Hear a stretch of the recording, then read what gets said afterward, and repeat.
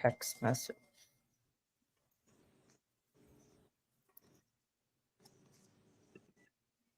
Hello, everyone. Nice to be with you today, as usual. An underlying theme in many of our discussions here on our YouTube channel is gut health.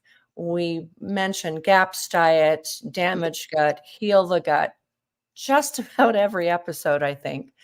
And so today I want to bring to you a discussion with one of my favorite people from the Weston A. Price community, who is a longtime GAPS practitioner who has a tremendous amount of wisdom, knowledge, and experience. And so today I would like to welcome my friend, Laura Villanti. Good morning, Laura. Good morning. Thank you, Maureen. And it's just been a joy, our years in the Weston A. Price Foundation. And or not, that is really where here in the U.S. we came to learn of an amazing protocol for gut healing. So yes, it's a joy, and it is so foundational. It is the foundation for everyone's healing, even if you don't have any gut issues. So we'll explore that topic, and it really is so beneficial for everybody. Age well, live well, and have our greatest energy. Well, and you mentioned right away that even if you don't have gut issues, but I think, and I'm curious about your thoughts here, I think that probably more than 50% of Americans have gut issues and don't even know it. Oh, yes, that's what I was referring to. Yes, I would say we all have some gut work to do, truly. We're living here in America, and we've eaten some processed foods and or medications and or whatever. We all have some gut healing to do. Yes, and I would say probably at least 50% or more are not aware. They may be just dealing with a symptom called a headache, or I don't have any gut issues, I just have eczema. It's just well, the interesting thing is your skin is your gut. So yeah, I agree that more than 50% have gut issues and don't know. Then the other 50% do know. Yeah. And are figuring it out, hopefully.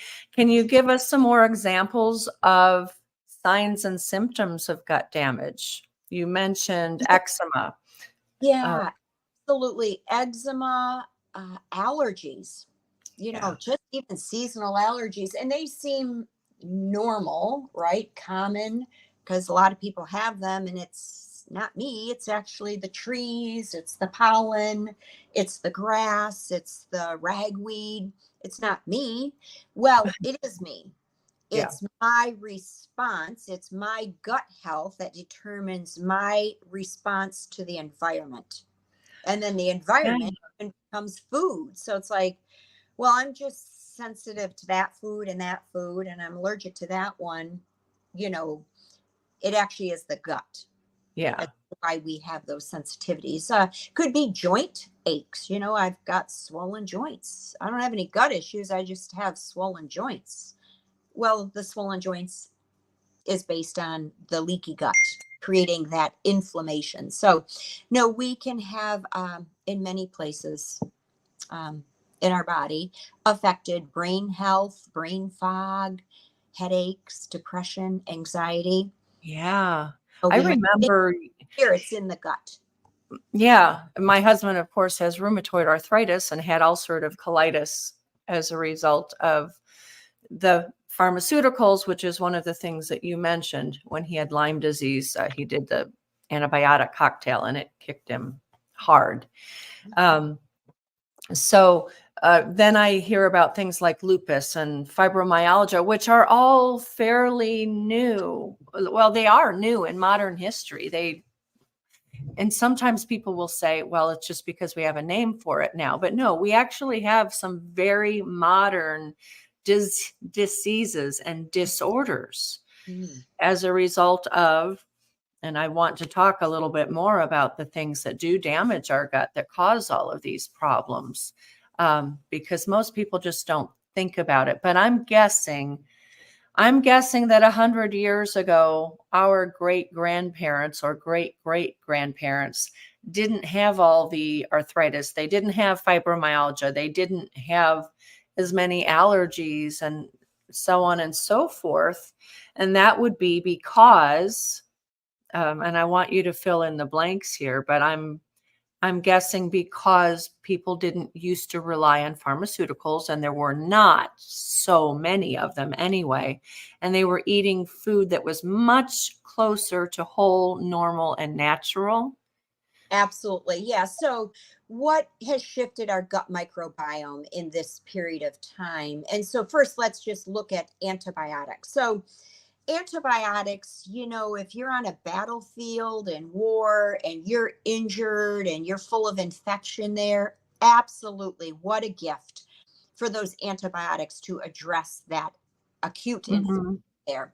So antibiotics developed about the mid 1900s or so.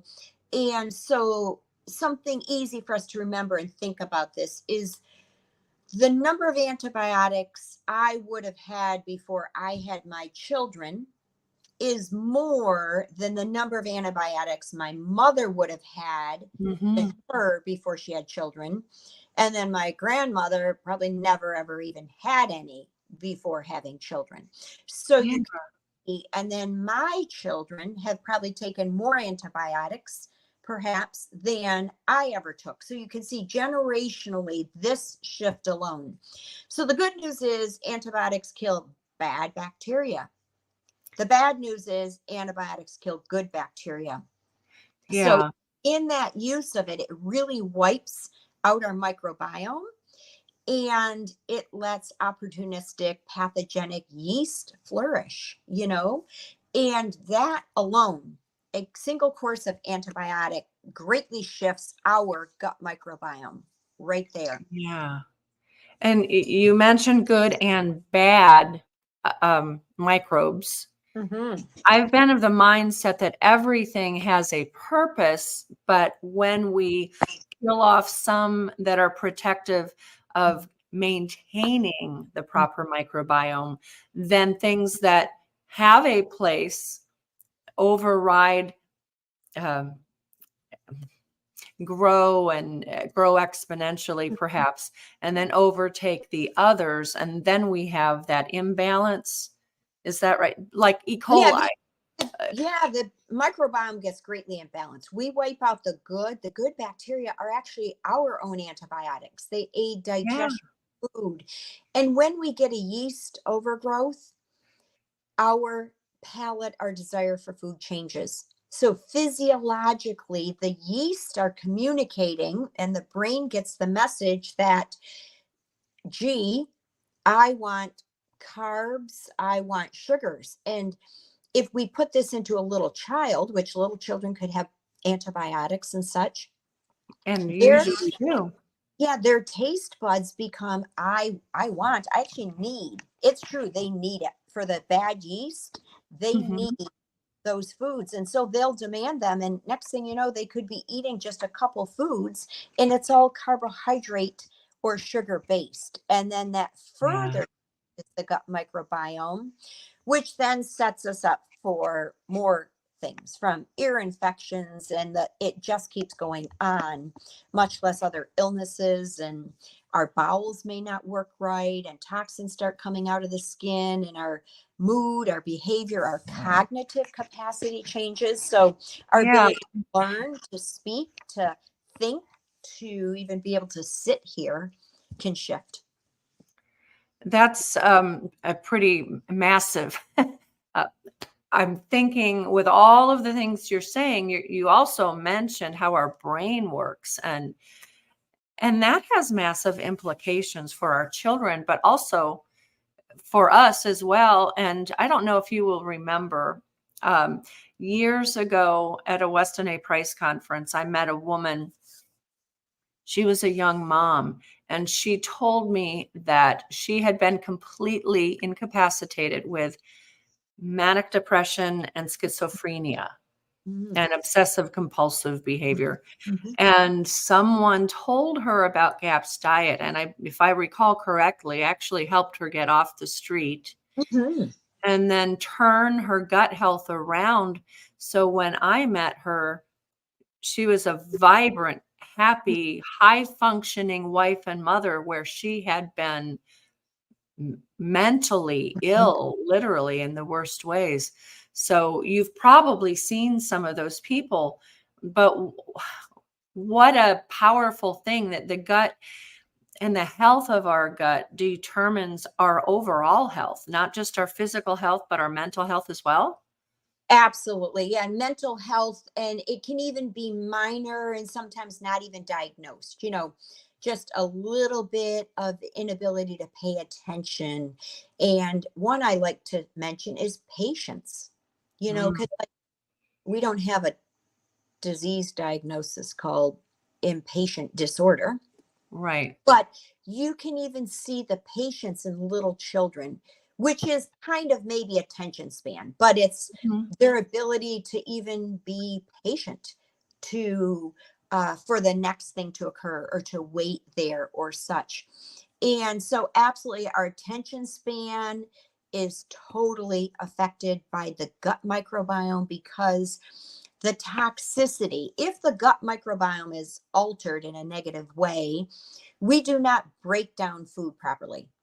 Okay. Mhm. Even if we're eating good food, we're not breaking it down properly. And so, with this gut microbiome imbalanced, we will often have what's called leaky gut, which just means the small intestine, the lining of the small intestine is a little permeable. What I'm that going to go ahead and throw this slide up for that reason. And this is just an illustration. It's not fine and detailed, but looking at that, on the left is supposed to be the normal gut, and on the right, the leaky gut. So Yes, what you're talking about is illustrated on the right-hand side of this image. correct. So there be little spaces where not properly digested proteins, because without good gut microbiome and good stomach acid and bile and all that, we're not going to break down food properly. So the proteins end up being in bigger pieces than they should be. And Oh, those little spaces, they get into the bloodstream. And so our immune system is so amazing. And our immune system will say, oh my gosh, I don't know what that protein is. Let us mark it. It could be the Ebola virus protein. So let's mark it, tag it. And from this day forward, we're protecting that person so that we're going to go off, do our job, create some histamine, some inflammation. We're going to protect that person every time that food comes in because it's foreign. Well, if that food is a wheat protein, gluten or gliadin, you know, it's not such a good strategy because that means if you're eating wheat 3 times a day and the body's off trying to protect you from it, you're creating a lot of inflammation and chaos. A lot of energy is being spent there. So this is how we develop food sensitivities, is because of that leaky gut. Then on top of the villi are the these little fingers. little fingers there. And so these enterocytes aid in digestion and breakdown of the food. And when we have medications or even foods that are not nutritious for us, these little villi get damaged and they can become tinier, smaller, and eventually a shag carpet. So instead of being like this, the lining of the gut becomes just like Berber carpet, so a Yeah. flat carpet instead of the shag carpet. So on the shag carpet are hundreds and hundreds and hundreds of enterocytes, which break down and digest our foods for us and pull nutrition out of them.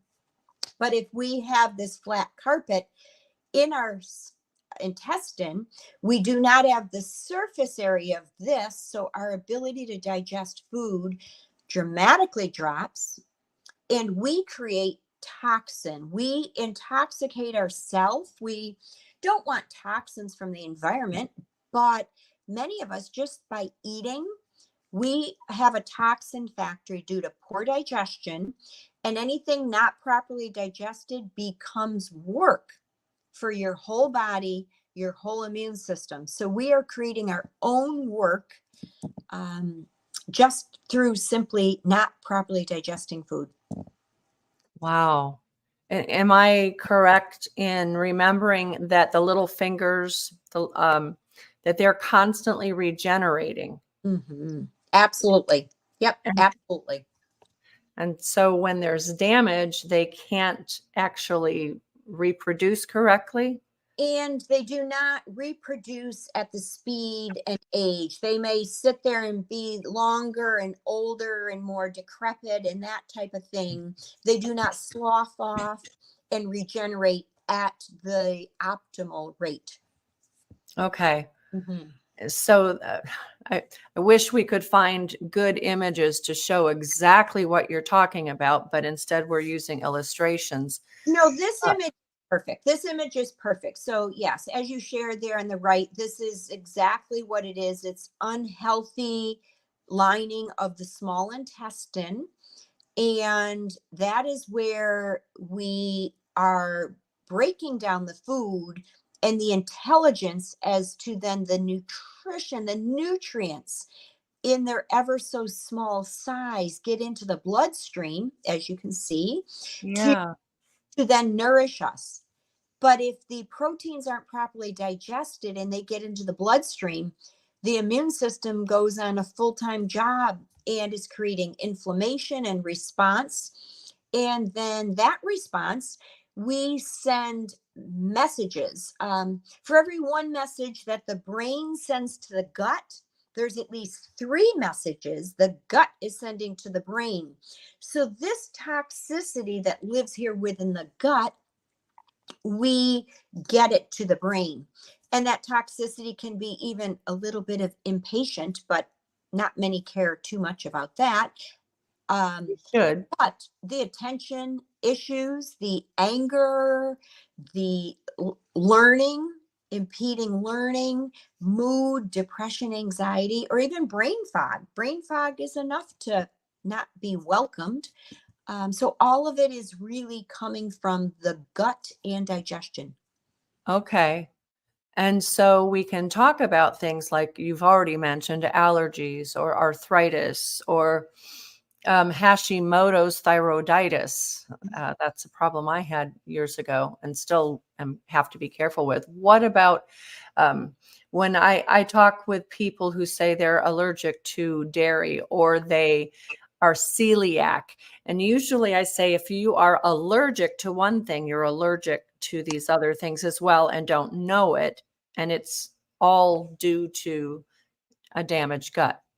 That's exactly true. So yes, it is common that people have more awareness about one food category, Mhm. but if you have awareness about one food category, especially dairy and wheat, I always bring those up first. Those are the 2 most inflammatory foods.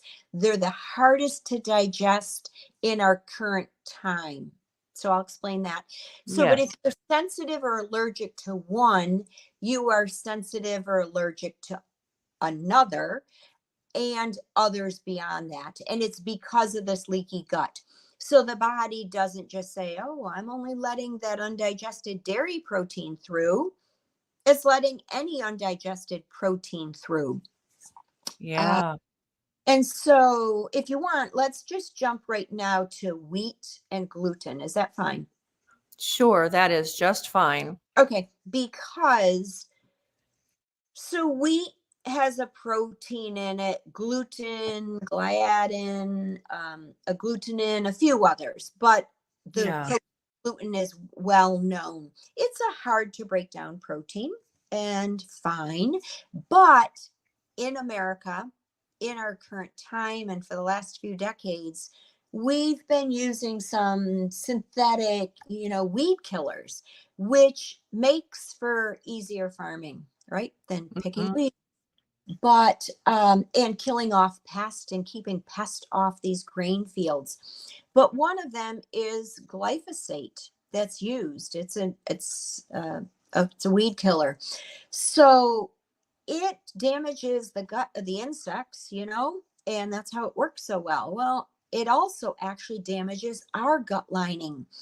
So through wheat plus many other crops, we are getting this in non-organic food production. This glyphosate exists. It damages our gut microbiome. And so when I'm eating wheat, sure, I've got that protein to digest, but what came along with it was something that it's like, cement shoes. You put cement shoes and now I can't digest it. Maybe I Yeah. could have digested it if you didn't bring in this bad thing that is hurting my gut. And then now I'm impaired. So how can I break it down? I can't. So Right. that is super important to know. And it really sets us up for inability to properly digest. And then we've got a hard to digest protein. Yeah. It doesn't get broken down. And then we become sensitive. Well, it's interesting to me that in talking about glyphosate, and as you mentioned, it's not the only chemical that's causing all of this damage, but just looking at glyphosate, it went into widespread use in maybe the 80s, early 90s. And when did we start to see celiac disease? Correct. That we all became aware of that in certainly by the late 90s, mid to late 90s. I even remember a young mom that I was friends with who was having these massive digestive issues and brain fog and complete inability to function. And she went, of course, to one doctor and then another doctor. And then they sent her from, I won't mention the states, but from the state she lived in, she went to the hospital. They ran all kinds of tests. Then they sent her to another state because they didn't have the answers. And I was saying, I think it's just celiacs. I think you're just sensitive to gluten, and gluten comes in many forms, as you mentioned. It's not just one thing. But I didn't know very much about gut health. There was not the GAPS diet at that point in time. I had read about specific carbohydrate diet and had helped one of our young sons overcome some allergies, severe food insensitivities that I now know were due to damaged gut. And I was learning about it then. But here's this young mom, and she's being sent all over the place. She has no ability to function as a mother or as a wife. And it was such a sad saga to watch. And ultimately, they put her on antidepressants, I think, and some other medications. And finally, several years later, after she was literally on a cot in the kitchen or in the living area just so she could be with her kids, but not able to take care of them, finally, I guess they came up with the diagnoses of celiac. And they were a family that did use some antibiotics, I'll say that. So I've always remembered that example, and it still makes me sad to think about because she lost several years of her life, literally, and of raising her children because doctors didn't have this figured out. And then, of course, when they do finally figure out and put a name to it, very few doctors or practitioners ever are aware or address gut health. It's become more common now. But it really wasn't until Natasha Campbell McBride brought the GAPS diet book to the US that we started to really learn and understand. Absolutely. Yes. And it's the work it takes to restore gut health can be grand. Yes. If it's been there for years unattended and the depth of it. So it's a real process. It could be a few minor changes if you've just got a little bit, but for some, it's a major undertaking, but with amazing, beautiful results and so, so, so worthy of it. Yeah. Something, since we're on the topic of wheat, dairy, I always like to share, because this usually brings some insight to people, is that there are some common symptoms that correlate with one or two of those foods. And so let me break that out, because this could just be helpful for your listeners in that, like, Yeah. oh, those things are, I'm kind of ringing with dairy, or, oh, I got a lot of the wheat ones. Let me question wheat. So with dairy, when dairy is not properly digested, it goes through that leaky gut there, how does the body respond? Yeah. So eczema is a big one. Asthma, big. Allergies, seasonal allergies, big one. You can have bowel issues, constipation, dairy Oh, not digested could be diarrhea, but it's much more constipation. So that's interesting. you I can didn't know have that. some fatigue. You can have, again, some irritable bowel stuff with dairy.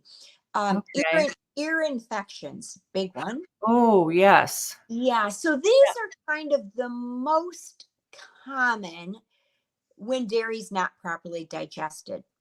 And we're talking also largely about conventional dairy that is ultra pasteurized and damaging, but also raw dairy as well. Sure, sure. Raw dairy is going to be easier to digest, but if your gut microbiome is so imbalanced, you probably can still see a little eczema, a little asthma, a little ear infections, little seasonal allergies, maybe constipation. So you still can see it.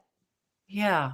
Okay. So wheat, on the other hand, what are more common symptoms include anxiety, depression, Oh, low thyroid, Hashimoto's thyroid, low thyroid, joint inflammation, brain fog, fatigue, more so than dairy. Fatigue, okay. I'm going to put fatigue in that category for sure. You could, of course, have some bowel issues from wheat. Yeah. The bowel issues are kind of similar. But again, if someone has strong constipation, I want you to first consider dairy. Okay. Okay. But with wheat, there could be a little rash, but it's very, very, very different. And it's much more rare than eczema. So I'm probably not even going to talk. It's more like little red spots or something. But again, so really wheat, I see much more joint inflammation, fatigue, brain fog, anxiety, depression, low thyroid. Those are going to be the ones that are most common when Okay. wheat is not properly being digested. Wheat of any form. Of course, sourdough is better, but That was my next question. Yeah. so much better. But if my gut is so imbalanced and I eat sourdough, I still might get a little anxious.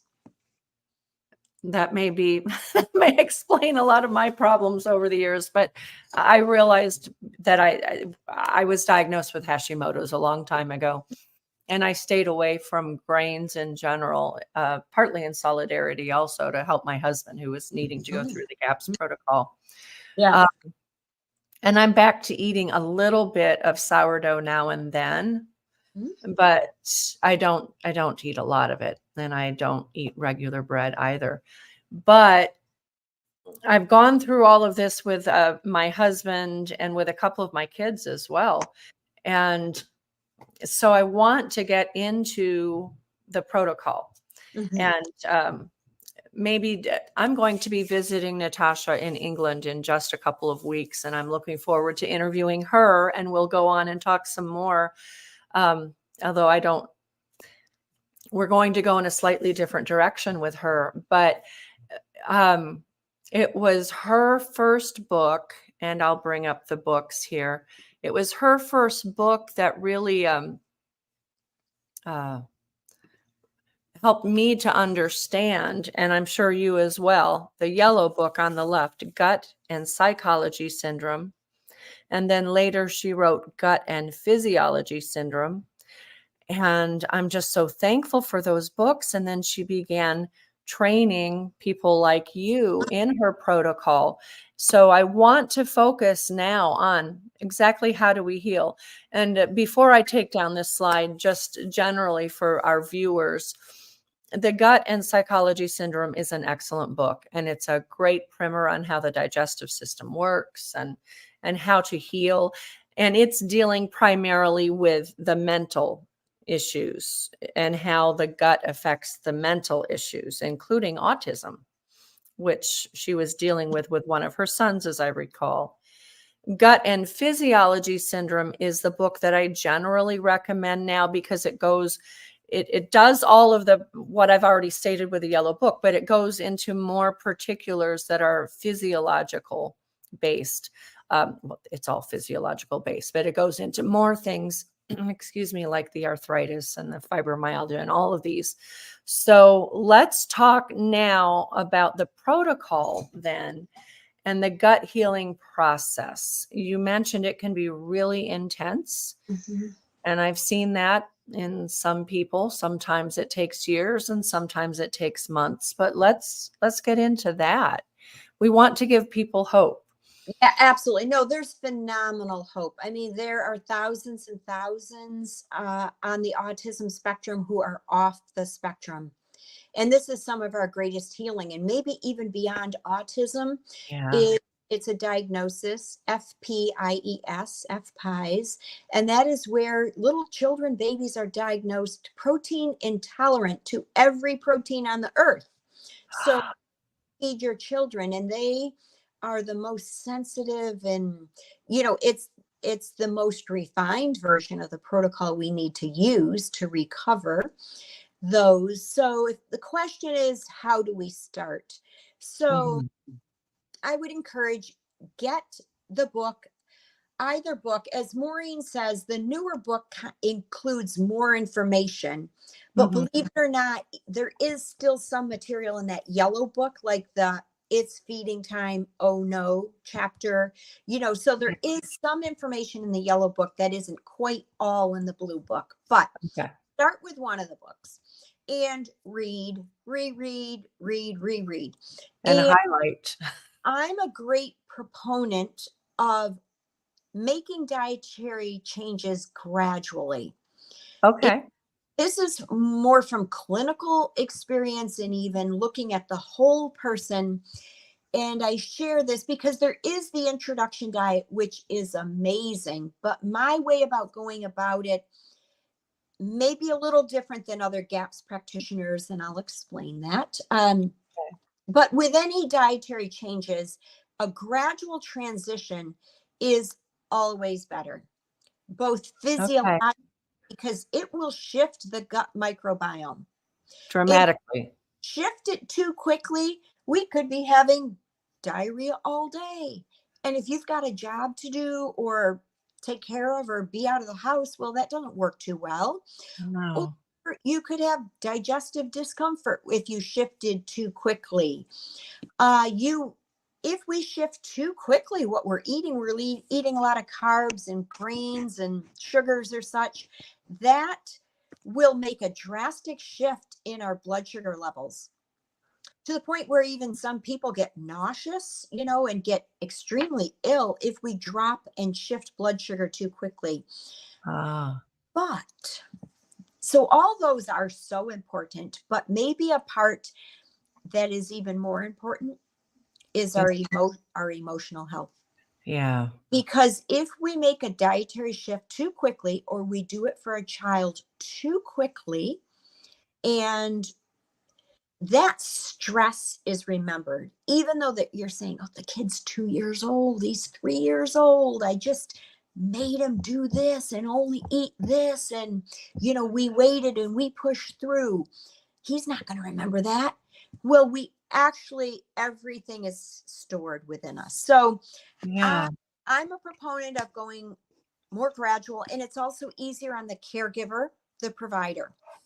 So we transition. And do you want me to describe it in general? Yeah, just general. Really, to heal our gut, we have to stop feeding it the things that feed the yeast. So grains and sugars, and even if you were to transition by cut out wheat first, and if you need to gradually come down on wheat, because it is an addiction, believe it or not, this undigested wheat, creates endorphins. They're called gluteomorphins or casomorphins. And we're going to deny our brain that chemical that had been created within us due to our improper digestion. So you could transition gradually off wheat and then gradually lessen the gluten-free grains. Then corn and potatoes are not part of the GAPS protocol. So it's really grain-free, processed sugar-free, and it's corn and potato-free. So if you got out all grain, wheat first, then gluten-free grains, then corn, and last take out potato, that's a gradual way to do it from a blood sugar, from a mental perspective, from a physiological shift. And it really makes it an easy way to transition toward GAPS. Yeah. Yeah. So, yeah, grains Wow. are, yes. And that's a tough one in American culture and any other as well, but especially here where we rely so much on grains. So we eliminate all of those. You talked about sugars. Does that include sugar such as raw honey or stevia? Yeah. So honey is allowed on the GAPS protocol. So first, what we do is just get out processed sugars that we might have, right? That's going to be biggest return on our effort. And so gradually move those out. And then fruit is allowed in the GAPS protocol, the full GAPS protocol. And honey is allowed. Stevia is an interesting question. So, you know, it's the best of those sugars, right? But even then, it may be a bit of a question for some, if and how well it works for them. And it would be better to stick with just only real things, such as, but even that we have to be mindful, because if someone's having more honey than what is ideal for their microbiome, it could still feed some of the pathogenic organisms. And we need to also address the type of honey, the fact that most honey on store shelves has been pasteurized and deadened and largely also mixed with corn syrup, high fructose corn syrup. Yeah, not on the label, honey, but local honey only. yeah. I'll share a fun clinical tidbit. So just a few weeks ago, I had sourced a couple neat honeys. I was at a phenomenal farmer's market in Ithaca, New York, and I got a hold of some white pine honey. It's like, wow. And we might all know that pine has had some extra special benefits in the last 4 years here. So I thought, oh, that's interesting. I'd love to test this. So I do a form of advanced functional assessment, autonomic response testing developed by Dr. Dietrich Kinghardt. So I just, in a couple minutes in one client session, I tested a few different honeys and I could see the difference. And again, testing it against a particular person, but how that white pine honey was phenomenal. Another one was great. And then another one, you had a very good local honey, didn't do anything for that person, didn't functionally show as like a major benefit for them. So just sharing that, if you get a honey and it's like, wow, this is super good, super precious, seems even different. Well, it probably is, can even be physiologically benefiting you different than another honey. That's interesting. Oh, it was so good. Wow. Yeah, but it's rare. I've never seen white pine honey. Yeah. It's going to have all that pollen. And so all of that is amazing genius to even fight off infections and things like that. Yeah. I've never even seen that available. Exactly. That's why I bought it. Grab it when you can. And we had a question about stevia, and I know that stevia is highly problematic, largely because of how it might have been processed and what might be in it. And then we have the sugar alcohols, xylitol and erythritol, which can be very irritating to the gut. And I tested that out once with erythritol. I think it was erythritol. I bought a box of organic whole ice cream bars. Okay, not something I normally do. I don't eat sweets, very rarely. But I bought the box to try it, and I ate one, and it was like okay tasting anyway. I just wanted to know how it was, but they were melting, so I ate 2.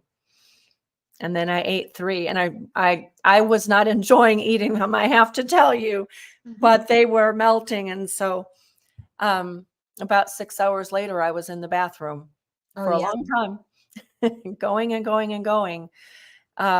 So a lot of people use the monk fruit, like the LaConta brand, and there are others. And what we need to understand, read the label, is that it's mostly erythritol. And then Sally and I have gone back and forth about monk fruit. And she did eventually agree to put one particular monk fruit in the shopping guide. And she sent me some information just last week, and it may be coming off. But I did find a pure monk fruit. Okay, yeah. Yeah, so, and again, I want to jump back to stevia because I didn't say this. So yeah, the processed powdered stevias, that's different. If you grow a stevia plant and you have a stevia and you want to throw it in your canned pears or whatever, that would be the only form of stevia I would say you should even touch or consider.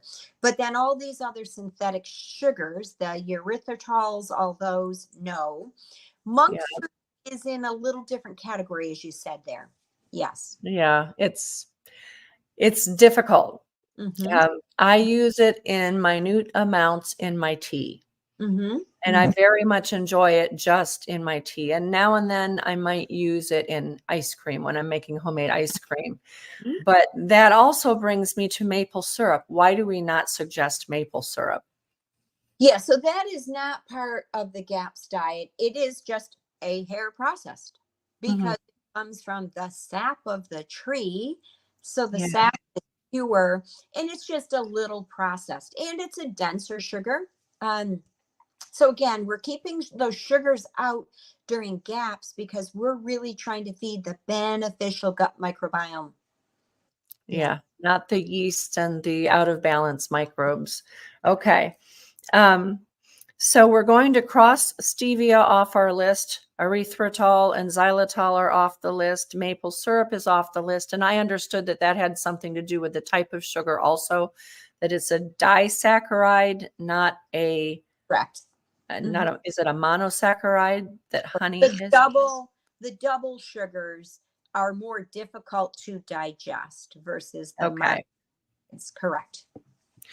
And in my opinion, we all need to be adjusting our taste buds and those of our family members also to less and less sweet anyway. But as you know, when you have especially children that come to you and they're autistic or they have all of these mental issues and gut issues going on, that those children cannot even stand the thought of eating a piece of meat or any number of other things. I have friends and have helped them a little bit with some of this. I remember in particular, I've heard this many times as you have, and I want you to elaborate, but this little girl in particular, she has severe gut issues and is very underweight. And she cannot bring herself to eat almost anything. She's trying and she's getting better. But, her mama will make her chicken stock and she can drink the broth, but she can't manage to eat a wide variety of other things with it. And actually, chicken broth, the way her mother makes it, is the only broth she can physically get past her lips. Why is that? Yeah. So again, the gut microbiome is so off. It is telling the brain, show up with the carbs and the sugar. Yeah. No. So there's a big communication there. Like it's telling her, no, show up with the carbs and the sugar because that's what the body needs. Yeah, that's what they need. So there's that competition going on. But then also the microbiome is even different in our mouth. And so you and I might think that chicken soup is delicious. We might Mhm. think green beans are delicious, but with their altered microbiome, the mouth microbiome is different, and it's going to be like, ew, like, no, that tastes bad. That's Yeah. what it tastes to them. And the sugar, Repulsively bad. yeah, sugar really dictates in the taste bud world. So until we start to move that down, but so much success can happen. They may want to work with someone who can really guide them through these fine detail changes. And it takes some patience and persistence, but it comes along. Yeah. And there's even some things that we can do motivationally wise and just even process wise that makes that transition much easier. Yeah. There's tips and tricks and things that can get done to make that process much easier. Yeah, Yeah. good. And I've tried to help with that. And actually, this little girl is someone who I referred to you, and you did work and Oh, help her and her family a lot. So oh, thank you for good, that. good. Yeah. Um, let's talk about oils too. I had a question about whether or not fresh pressed sunflower oil is okay on gaps. What are some of the fats and what are their roles that we recommend? No, really, the more traditional fats and animal fats are going to be easier to digest and more nutritious. So, Okay. fat is critical in healing the gut. Fat is Yeah. critical. And so, these fats from ghee, uh, Hmm. butter, if you're able to use the dairy, but then the tallow, the chicken fat. Um, Oh, yes. No, it's just a delicious way to cook. Duck fat, lovely to cook things in, root Yeah. vegetables, Course, other. I'm showing the chicken fat there on the stock, and we'll come back to that, but in the ghee. Absolutely. So, in ghee itself has extra special benefits with a high butyric acid. So, it's super beneficial. It actually, in the world of gut healing, you can use ghee and consider it like medicine. It Yeah. really is medicine for gut healing. So Yeah. consider that it's not just food. I'd like to say that ghee comes into a different category. It really is. You could consider it a supplement. It's a medicine for gut healing. Yeah. We actually have a recipe on our YouTube channel for, gut healing breakfast soup. And Mm. in that soup, it's starting with chicken stock, but then I have, ghee in Mhm. which garlic and turmeric and ginger have been simmered, and I add that to the soup for the anti-inflammatory and gut healing aspects. But ghee is like it is medicine, isn't it? It absolutely is medicine. And then sometimes when we have gut issues, our liver doesn't work too well because the whole scene in there has been off for years or decades. And so if our liver is not too well, then we don't produce great bile and it can get a little harder to digest fat. So it may take some Yeah. time to re-earn the ability to digest fats. So that's something we need to be aware of when we're switching to a diet that's got more protein, more fats, less carbohydrates. Is be aware that if you're not digesting fats well, you will want to do something to support yourself there and Like not maybe a liver cleanse or castor oil packs uh, or don't jump quite right to a liver cleanse, but just even doing stuff to support bile production. So beet kvass, yes. cider vinegar, Yeah. start with those small steps first. And Yeah. then And after that, you could maybe use some digestive bitters. And then after that, you could even, there are supplements. If someone really isn't digesting fat, well, don't eat a bunch of it if it's not being digested well, because you're still making more work for your body. So just be observant there. Again, beet kvass, apple cider and vinegar, uh, whoops. digestive bitters. Then, if needed, you could go on to something else that might support further fat digestion. And many of us do have some infections sitting in the liver that impede flow of Okay. So if you're really, or if you don't have a gallbladder, you really, really, really need to be very mindful before going into the GAPS diet. You can't just go off and take in all this fat and instantly digest it. So be very aware there that often we could need some support to produce better bile to digest our fats more properly. And you mentioned beet kvass, and I have beet kvass in the image there, but also I have some curtido next to that. I see that as digestive enzymes. Absolutely, absolutely. And the beets are a phenomenal support for bile. So yeah, but either of them add enzymes, absolutely. And as Maureen said at the start, then after you do some of those first steps in time, you could add some castor oil over the liver. Yes. And the Okay. liver cleanse, I would not, I just wouldn't bring that into this conversation at that time. That's reserved for, um, takes preparation and awareness to do a liver cleanse and have it be beneficial for someone versus risky. Okay. Yeah. So we'll stay away from that generally, but the In beet this kvass, yeah. And we do have a class on our website that our listeners can purchase. It's not very much money at all, but in which we teach you how to make all the fermented foods, including beet kvass. So I suggest that often. And it in and of itself also supplies many minerals, and it is detoxifying to the liver, if I recall correctly.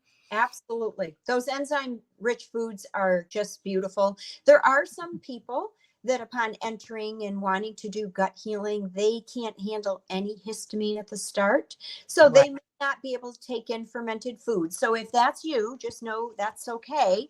Time you will be able to. So Yes.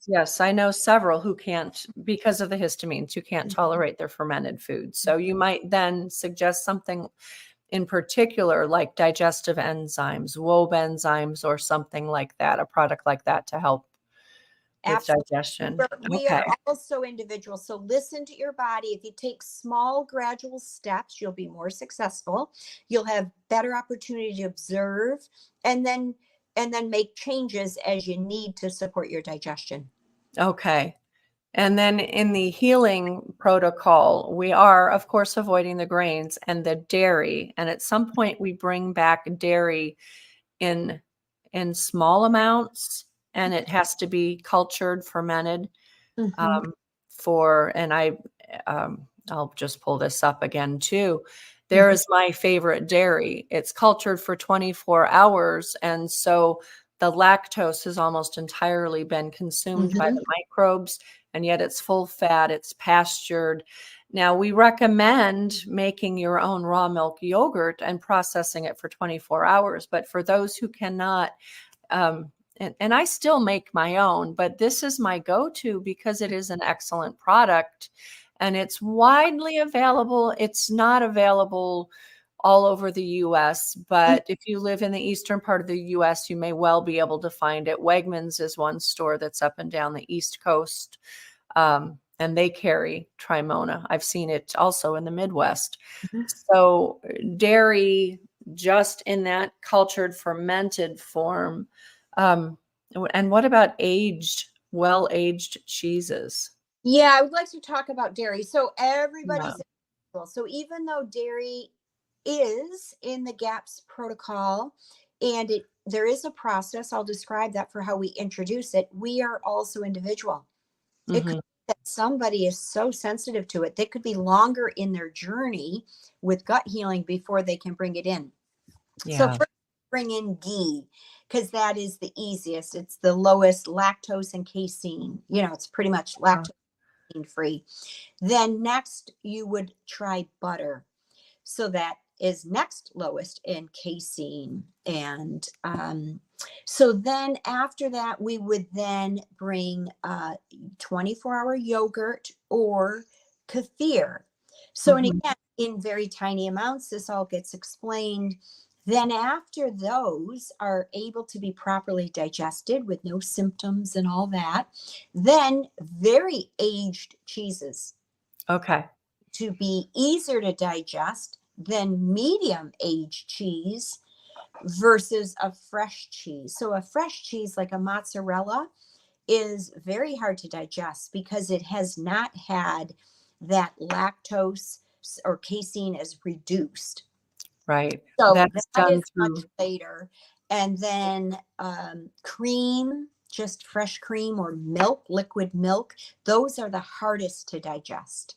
Okay. The liquid milk, liquid cream, hardest to digest. So yeah, in that process, and it's all lined out in the book, the order in which you introduce dairy. But again, it's bio-individual. Yeah. You use, the pace you do it, and when you can do it. It's bio-individual. Well, the wonderful thing is that ghee is the most recommended of the dairy products and fats, and it's delicious. And so a lot of people, just out of normal viewpoints, will look at the GAPS diet and think, "Oh, it is so restrictive." But the foods that you include one by one or two by two actually can be delicious. Oh So God, we don't so need to feel deprived. yeah, not at all. No, you feel, yeah, no, you don't feel deprived. I mean, it at that start, if you're taking away those high sugar foods and a lot of grain, yeah, that is a physiological shift, and it's even a mental shift because of Yep. the endorphins that are being created, wrongly created in the body that give it a wrong response to the brain. Yeah. Wow. So, when I was helping my husband through this years ago, and we halfway do it now, he needs to go back on full GAPS again. That's his choice, not mine. I'm waiting for him to say, "Hey, honey." Um, Now I lost my train of thought. Oh, but I learned rather quickly, and in talking with other people as well, that instead of focusing on the can't have, focus on what we can have. And then I use a lot of herbs in all of my cooking. And are there some herbs such as the ginger, the turmeric, the garlic that are more healing and helpful to the gut? Absolutely. And ginger is amazing. And ginger even aids like the liver and the bile production as well. And you could just even make ginger tea to sip on, put a little honey in there. Yeah. And yeah, herbs are nature's medicine cabinet. And it Mhm. really makes food taste great. So if you ever get food that a gourmet chef made for you, you're like, oh my gosh, this is delicious. It's Yeah. because they've used these herbs. So the neat thing is the herbs are there to please us and give us great flavor, but it's naturally built in medicine. They're antimicrobial, antibacterial, antiparasitic, antifungal. They all vary. But even if you're not looking to do a gut healing protocol, just cooking with more herbs more regularly, one will bring greater joy to your food, but Yeah. greater vitality to you. So it's easy for all of us to do. Yeah. Good. And there should be joy surrounding our meals. Uh, it's not just I eat because I have. Well, sometimes I do. We all do, right? Sometimes we just eat because we've got to eat and we've got to move on. And actually that brings up stress, which is another factor I know in our overall bodily health, including our gut health. But we tend to overstress here in our American lives for the most part. What are some other tips you might want people to know about healing through the GAPS diet? Is there anything? Well, one thing is, many people come to gaps when it's easier to do it than to live life not doing it.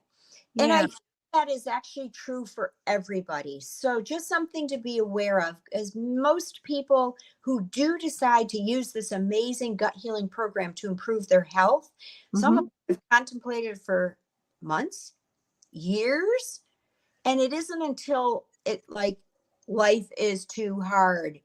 My Yeah. child's life is too hard. It's too hard to live this way. So they come to it and they're ready then. So Mhm. anyone listening today, if you're like, this sounds good, it sounds like I probably should, it's okay. You're learning today. Mm-hmm. And gradually educate yourself, move yourself forward, and you will get to the point where, yes, now is the time. Like, I want to do this now. And again, gradual. I like to say, I say to clients, there are no mistakes. There are no mistakes. All the people like, oh, I made a mistake going through intro. I did this. What? I'm like, no, there's no mistakes. What you're doing is amazing, and it's okay. And maybe you learned you went through a stage too quickly, and oh shoot, my eczema's back, or this is back. It's okay. You're far further ahead than where you were. And Mm-hmm. we can redo these stages whenever we want. There's functional benefit and a higher level of healing the next time you do it. So there are no mistakes in gut healing. Okay. Slow and steady wins the race in gut healing. Good. Just as Yeah. in most things in life. Yeah. Slow and steady. So you cannot speed it up. Okay. Slow and steady wins the race. Yeah. I've never seen the fast person win the race in gut healing. Yeah. So keep that in mind. And everybody can do it. We can all take steps. Even if the step today is after you listen to this, you're like, you know what? I'm going to start lessening my wheat. Well, perfect. Good. That's a great starter. Just any step forward is great. Yeah. Is there anything that you have found that GAPS does not correct, or that someone needs to go even further with? Yeah, thank you. That's an excellent question. And so something I personally, in my work, have come to witness in the last 5 or 6 years. So I've been teaching and sharing for 17 years on GAPS for gut healing. We all have some gut healing to do. But then as I've layered in some additional functional testing in my practice, I now see that those that had to do the greatest work for the longest period of time, and they're feeling so much better, living life so much better, but they still do have restrictions around certain foods and things like that. They have underlying infections that even the GAPS diet for years did not overcome that imbalance. Okay. So this could be in the area of parasites. And Dr. Natasha will say this to, if you're doing GAPS and you're doing GAPS intro and you've been doing it perfectly and for a year or such, and your child still hasn't changed, or their eczema is still there, or their asthma or something, we must consider parasites. So, Okay. and then another one I'm going to add to the list, just only in my own clinical work here, is Lyme disease. So I will say we all need GAPS. GAPS is the foundation, but we probably may have to get some additional tools to assist with both parasitic infections and Lyme, because Which is, in a way, it's a parasitic infection. Yeah. Of a different type. Yeah. So just be aware of that as you go through the process, that, you could save yourself a lot of time and effort and money even by addressing some of these infections instead of just trying to go years and years and years and years more using GAPS, if that Yeah. makes. Would you be willing to come on another time and talk about the parasite problem? Yeah, absolutely. Because they are much more prevalent than we know. Yeah. Mm-hmm. And they play a role for good or for ill. There's so much that I need to learn from you, and you speak about that, and you've written about that. So that's another topic for another time. One of the things that comes up sometimes also in the GAPS doesn't quite fix everything is mast cell activation syndrome, which is, of course, the histamine reaction. Yeah. And there we would go, and that's parasitic. That's another topic. Well, it's parasitic, and that's why people may not make it past that with that. Okay. It's the underlying infections that would hold you there. Okay. Yeah. So we'll come back to that another time. But Laura, this has been fascinating, and we could talk all day. And I'd love to, if only we didn't have lives and commitments. So we'll come back and we'll let all of our listeners know when that will be, and we can talk more about parasites. and anyone who has questions, you can comment, leave the questions in the comments, and we'll try to address them. In the meantime, how can people find you? Sure. Website is athomewithwellness.com. So the 4 words, At Home with Wellness. And so in creating that practice a couple decades ago, it was meant to be healing that we could do from home. So not only healing at home, but also feeling comfortable and confident, feeling at home with your healing.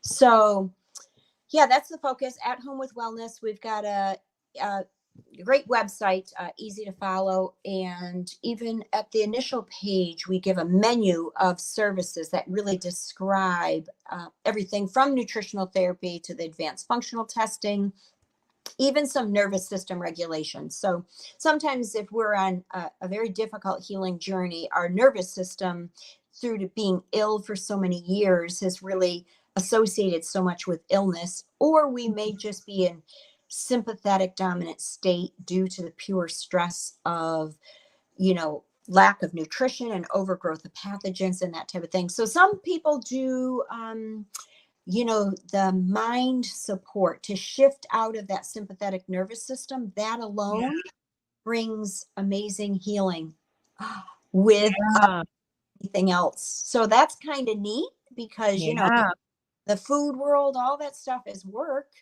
so to know that our brain patterns can actually bring healing forward just by changing those. So that's pretty great. Yeah, I think that's really cool. Yeah. And at some point we'll have to do a video about parasympathetic and sympathetic nervous systems, because that's something that we hear a lot, but I don't think most of us understand. So we'll do a little ditty on that. But Laura, it has been very, very helpful, informative, and we are thankful, so thankful to you. And for now, we'll say goodbye to you. My We'll pleasure. come back. Great. Thank you. And such a joy. Yeah. I'm very grateful, and I will be right back. Don't go away. Likewise. Thank you. Yes. So everyone, that's our show for today. Again, you can still ask questions in the comments. I am posting this, or rather Erin is posting it for us while I am out of the country. And so all of our, or most of our November sessions will be pre-recorded because I'll be in Europe. But you can still ask your questions. And next week, we're talking about medicinal cannabis, the pros and the cons. We'll be speaking with Mandy Bloom. We've interviewed her before. She's another good friend of mine. And I'm really excited about that. Please send your questions ahead of time for that. Oh, I'm sorry. That's for today. So you will actually have seen that before you see Laura's, but oh, well, you can still ask questions. So that said, we're going to sign off for now, and I'm looking forward to bringing you more very interesting people and topics and shows. So we'll check off for now, but thank you for being here with us. And please like, please share, please subscribe. And if you feel like it, you can buy us a glass of milk too at the link below. We'll see you next time. Bye-bye.